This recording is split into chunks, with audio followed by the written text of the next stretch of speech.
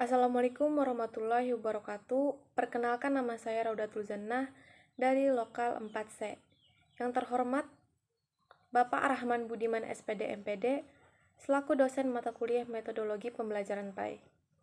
Baiklah, pertama-tama marilah kita panjatkan puji dan syukur kehadiran Allah Subhanahu wa taala yang mana pada hari ini kita bisa kembali kuliah seperti biasanya dalam keadaan sehat walafiat. Tak lupa sholawat dan salam kita haturkan kepada junjungan kita Nabi besar Nabi Muhammad SAW. Di sini saya akan memaparkan materi tentang metodologi pembelajaran PAI. Pengertian metodologi pembelajaran. Kata metodologi berasal dari bahasa Yunani, yaitu metodos yang berarti cara, dan logos yang berarti ilmu. Metodologi menurut Kamus Besar Bahasa Indonesia yang berarti ilmu tentang metode atau uraian tentang metode. Dengan demikian, metodologi dapat diartikan suatu disiplin ilmu yang berhubungan dengan metode, peraturan, atau kaedah yang diikuti dalam ilmu pengetahuan. Istilah pembelajaran sama dengan interaction atau pengajaran. Pengajaran mempunyai arti cara mengajar atau mengajarkan. Dengan demikian bahwa pembelajaran adalah usaha sadar dari guru untuk membuat siswa belajar. Yang terjadinya perubahan tingkah laku pada diri siswa yang belajar, di mana perubahan itu dengan didapatkan kemampuan baru yang berlaku dalam waktu yang relatif lama dan karena adanya usaha. Jadi dapat ditarik kesimpulan bahwa metodologi pembelajaran adalah ilmu yang membahas tentang cara-cara yang digunakan untuk melaksanakan suatu proses interaksi antara pelajar dan pembelajaran agar tujuan yang telah ditentukan dalam pendidikan dapat tercapai.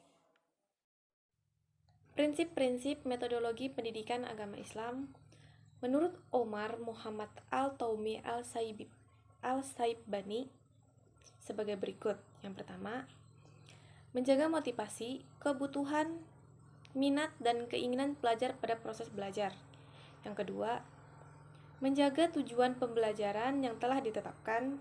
Yang ketiga, memelihara tahap kematangan, perkembangan, dan perubahan anak didik.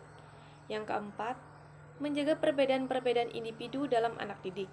Yang kelima, mempersiapkan peluang partisipasi praktikal sehingga menjadi keterampilan, adat kebiasaan, sikap, dan nilai. Yang keenam, memperhatikan kepahaman dan mengetahui hubungan-hubungan, interaksi pengalaman, dan kelanjutannya, keaslian pembaharuan, dan kebebasan berpikir. Yang terakhir, menjadikan proses pendidikan sebagai pengalaman yang menggembirakan bagi anak didik. Manfaat metodologi pembelajaran PAI. Menurut Omar Muhammad Al-Taumi Al-Saibani mengatakan bahwa yang pertama, menolong siswa dalam mengembangkan ilmu pengetahuan, pengalaman, keterampilan, terutama berpikir ilmiah dan sikap dalam satu kesatuan. Yang kedua, membiasakan pelajar bersikap rajin, sehat, sabar, teliti dalam menuntut ilmu. Yang ketiga, memudahkan pencapaian tujuan pembelajaran secara efektif dan efisien. Yang keempat, menciptakan suasana belajar, mengajar yang kondusif, komunikatif, sehingga dapat meningkatkan motivasi peserta didik. Metode-metode pembelajaran PAI. Di dalam Al-Quran, banyak metode yang bisa diterapkan untuk menyampaikan kalam-kalam Allah kepada manusia, seperti metode cerita, diskusi, tanya-jawab, metode perumpamaan, metode hukum, dan ganjaran. Selain metode yang terdapat dalam Al-Quran, menurut Rama Yulis, ada beberapa metode yang dapat kita gunakan dalam pembelajaran pendidikan agama Islam, di antaranya metode ceramah, diskusi, tanya-jawab, demonstrasi, karya wisata, penugasan, pemecahan masalah, simulasi, eksperimen, penemuan, sosiodrama, kerja kelompok, dan lain-lain.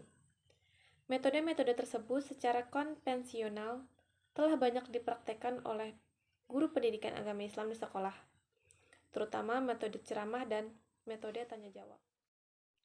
Jadi kesimpulannya adalah, metodologi pembelajaran pendidikan agama Islam adalah ilmu yang mempelajari cara yang paling tepat, efektif, dan cepat efisien untuk mencapai tujuan pembelajaran pendidikan agama Islam. Metodologi pembelajaran agama Islam harus dapat memungkinkan pembelajaran pendidikan agama Islam terpusat pada guru dan siswa yang menjadi komponen penentu dalam pembelajaran, yaitu terjadinya interaksi antara guru dan siswa bersama-sama dalam situasi edukatif untuk mencapai tujuan pembelajaran pendidikan agama Islam. Dalam hubungan ini, tugas guru PAI bukan hanya menyampaikan pesan berupa materi pelajar, melainkan pemahaman sikap dan nilai pada diri siswa yang sedang belajar. Dengan kata lain, meliputi ranah kognitif, efektif, dan psikomotorik. Dengan demikian, guru pendidikan agama Islam harus cerdas dalam memilih metode pembelajaran, dan guru pendidikan agama Islam dituntut untuk selalu mengembangkan dan memperbaharui dalam menggunakan metode pembelajaran, hingga dapat mengubah kebiasaan yang lama, yaitu merasa cukup, dengan metode konversional yang sudah ada. Mungkin ini saja yang bisa dapat saya sampaikan. Salah hilap mohon maaf. Wabillahi taufiq wal hidayah. Wassalamualaikum warahmatullahi wabarakatuh. Terima kasih.